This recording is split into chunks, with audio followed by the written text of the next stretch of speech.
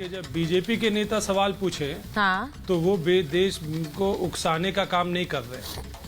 अगर मेरी आवाज जा रही है? जी जी बोलिए बोलिए। बीजेपी के नेता सवाल उठाते हैं पब्लिक प्लेटफॉर्म पे तो वो देश को भड़काने का काम नहीं करते, लेकिन जब ममता बनर्जी सवाल उठाती हैं पब्लिक के तो वो देश का भड़काने का काम कर रही। उन्होंने क्या सवाल पूछा कि भाई जब सीए में आप अप्लाई करेंगे, फॉर्म फिलअप करेंगे, प्रोसेस स्टार्ट होगा, तो आप तो संग संग जो लोग ऐसे बहुत सारे हजारों लोग हैं जिनके पास ऑलरेडी वोटर कार्ड है, उन्होंने अपने वोट दे करके मोदी जी को प्रधानमंत्री बनाया, उनके प्रॉपर्टीज है, उनके बहुत सारे किसी का जॉब्स है, किसी का वो आधार कार्ड है, अभी वो अप्लाई करेंगे सीए में तो सबसे पहले तो उनको अपने आप को फॉरेनर डिक्लेयर करना हुआ।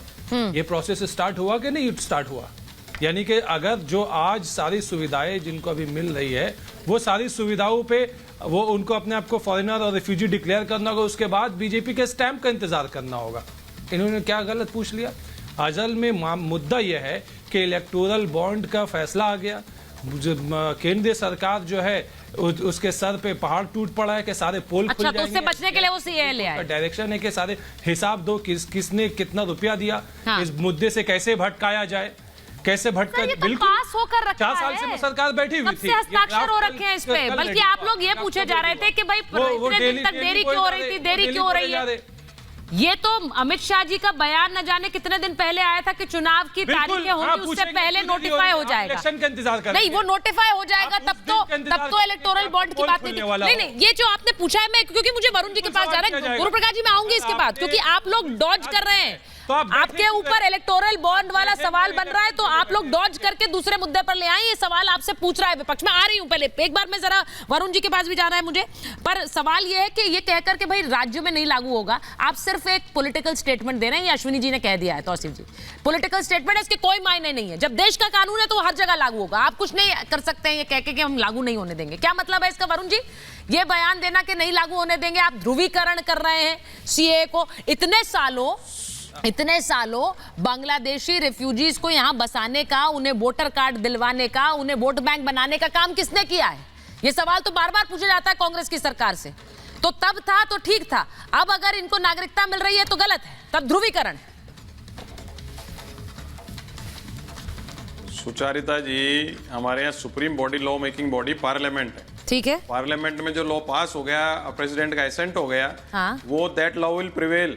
जो सेंटर का लॉ है वो प्रिवेल करेगा स्टेट के ऊपर, इसलिए ये तो प्रश्न हो नहीं सकता कि स्टेट में लागू नहीं होते। टेक्निकल बात तो क्लियर है। रही बात इनकी मानसिकता जो है, 4 साल तक लटका के रखा, चुनाव के 4 दिन पहले आचार संहिता लग रही है। मैं कह रहा हूँ, ये बताऊं क्यों इन्होंने की रात 4 दिन पहले इलेक्टोरल बॉन्ड से भी छुपाना चाह रहे हैं। हरियाणा में भी घबरा गए मुख्यमंत्री। इनकी जो घबराहट है, जो जनवरी में जो मैं महसूस कर रहा था, रामलहर हुई थी मंदिर के उसके उद्घाटन के बाद, प्राण प्रतिष्ठा के बाद, उसमें जबरदस्त ग्राफ इनका नीचे आया इस महीने में। तो ये किसी ना किसी तरह से एड ऑन करना चाह रहे हैं कि वो हिंदुओं की जो एक वो है, एक उनके अंदर आग लगी रहे, जो एक इकट्ठे हो जाएं। तो मतलब आप ये मान रहे हैं कि राम मंदिर से इनका ग्राफ ऊपर चला गया? प्रवक्ताओं को नहीं नीचे आ गया अब इनका, इसलिए लाए आचार संहिता से 4 दिन पहले। और अभी आपने इनके स्टेटमेंट नहीं सुने, दलित कर रहे हैं। दलित ही थे क्या पाकिस्तान में? ब्राह्मण नहीं थे, राजपूत नहीं थे, हमारे राजस्थान के 16 राजपूत। कैसे दलित कर रहे हैं? इनकी भाषा सुन लो आप। ये तो खुद भड़काना चाह रहे हैं, इसलिए कि भाई हिंदुओं को भड़काओ, एक इकट्ठा करो जो वोट मिल जाए, इसलिए भयाक्रांत है। दूसरा, जातीय जनगणना, तो मैं उसके पक्ष में हूं कि नहीं वो अलग बात है। जातीय जनगणना का जो बात चल रही है राहुल गांधी द्वारा, उससे भी ये भयाक्रांत है, इसलिए दलित ओबीसी करने लगे। इनके अगर मंशा होती तो 10 साल नहीं, मैं कह रहा हूं जब पास हुआ उसके 2 महीने 6 महीने साल भर में लागू कर देते। इनकी मंशा नहीं है, इनकी मंशा सिर्फ वोट है। एक पॉलिटिकल, एक होती है सोशल वेलफेयर स्कीम, एक होती है पॉलिटिकल वेलफेयर स्कीम। इनकी पॉलिटिकल वेलफेयर स्कीम है, उसके तहत ये सारे काम कर रहे हैं। अगर इनको इस चीज की चिंता होती तो आपने कहा मोदी की गारंटी, तो मोदी जी ने कहा वो किया, तो भाई 2 करोड़ रोजगार भी कहा था, चाहे उसके बाद क्या आया, चाहे पकोड़े लगा लो। नहीं, मैंने एक इंटरेस्टिंग सवाल पूछा था वरुण जी, आपने क्योंकि वो याद दिला दिया तो मैं पूछ रही हूँ। वेजिटेरियन ब्राह्मण विपक्ष ने नहीं, मैं वो पूछ लेती हूँ जिससे मैंने शुरुआत की। आपने कहा मंदिर नहीं बन सकता है, मंदिर बन गया। आपने कहा 370 नहीं हट सकता है, वो हट गया। सीए नहीं आ सकता है, वो आ गया। आप लोग कहते हैं मोदी नहीं आएंगे, तो अब क्या होगा? नहीं, मोदी जी ने क्या क्या कहा, दोबारा कहा क्या उसको? ये तो आपने 3 पॉइंट गिना दिए, मैं तो 2 करोड़ से लेके क्या क्या नहीं मैं बात है, दोबारा रिपीट नहीं। अच्छा ठीक है, आपका और तौसीफ जी का सवाल लेकर मैं एक बार गुरु प्रकाश जी के पास जा रही हूं। गुरु प्रकाश जी, इलेक्टोरल बॉन्ड मामले में आप लोग फंस रहे हैं, आपने डॉज किया, आपने सीए का कानून ला दिया कि लोगों का अटेंशन वहां चला जाए और आप पर ना जाए।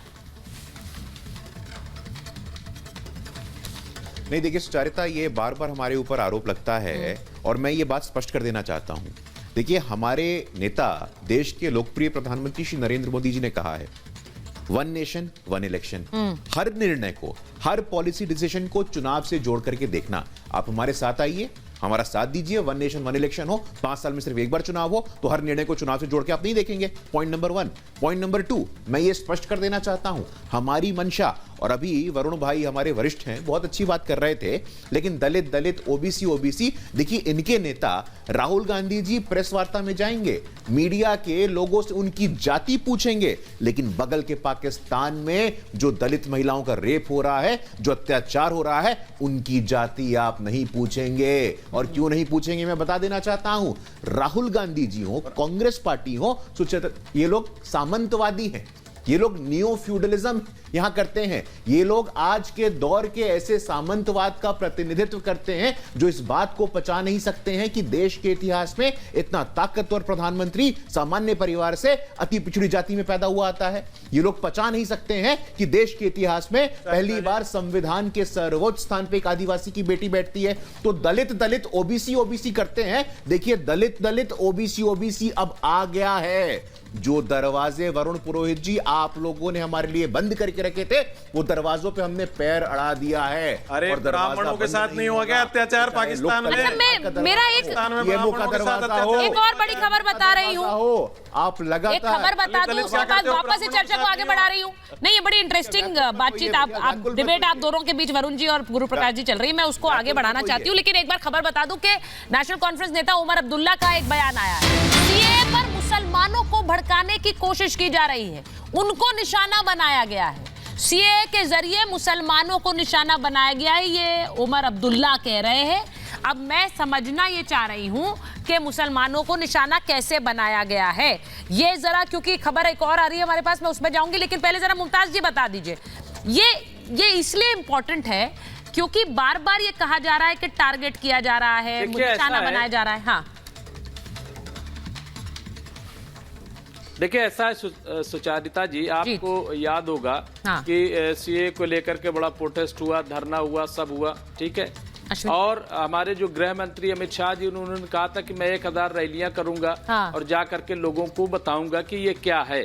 सवाल ये है कि एक भी मिनिस्टर को, एक भी बीजेपी के लीडर को, किसी को नहीं भेजा गया इस प्रोटेस्ट बीच में कि जा करके कम से कम वो बता दें कि आखिर ये है क्या। और आज भी जब इतनी बड़ी चर्चा हो रही है, किसानों से, किसान प्रोटेस्ट करते हैं तो उनसे 11 बार, 13 बार बातचीत होती है, उनको समझाने की कोशिश की जाती है, लेकिन क्या वजह है कि 20-25 करोड़ अगर मुसलमान थोड़ा से डरा हुआ है, उसको लग रहा है कि कहीं ना कहीं उसके साथ भेदभाव हो रहा है, तो ये जो पसमानदा का वोट मांगने वाली सरकार है, कम से कम पसमानदा की बुनियाद पर उनके बीच में क्यों किसी को नहीं भेजती? यहाँ पे जो लोग बातचीत कर रहे हैं टीवी पे, ये क्यों नहीं उनके बीच में जाते? मुसलमानों को टारगेट करने वाली बात पूछ रही हूं मैं। की बात नहीं है, नहीं, क्यों नहीं बताते? नहीं, मुसलमान टारगेट कैसे हो रहे हैं सीए से? क्या मतलब हुआ? इसका मतलब ये कि दाल में कुछ, सीए से टारगेट इसलिए हो रहे हैं क्योंकि विपक्ष को लग रहा है कि ये ऐसा मुद्दा है जिस पर हम भड़का सकते हैं, भड़काते हैं, ये भड़काते हैं क्योंकि परसिक्यूटेड माइनॉरिटीज में मुसलमान देशों में नहीं आते हैं, इसलिए उनकी गिनती नहीं है। लेकिन ये एक मुद्दा मिल गया और इसीलिए इसको उठाकर विपक्ष कह रहा है, देखिए आपको तो टारगेट कर रहे हैं, आपको तो डाला नहीं। सुचारिता जी, मैं आज क्लियर कर दूं, प्लीज सुचारिता जी, एक मिनट, सुचारिता जी, प्लीज, मैं आज क्लियर कर दूं कि मुल्क का मुसलमान विपक्ष नहीं है, ये मुल्क को विपक्ष। मैं सहमत हूं आपसे, बार मैं बिल्कुल सहमत हूं, विपक्ष नहीं है, लेकिन विपक्ष हमेशा मुसलमान को लेकर ही बयान क्यों देता है, भड़काने वाले? ये भी तो पूछ रही हूँ, ये सवाल क्यों है? वोट चाहता है, हाँ, वोट चाहता है, उसको लग रहा है कि ऐसा करेंगे तो वोट मिलेगा, तो वोट अगर चाहता है तो उसको सरकार की जिम्मेदारी है ना कि वो जाए और मुसलमानों के बीच में समझाए। देखिए, मैं एक बार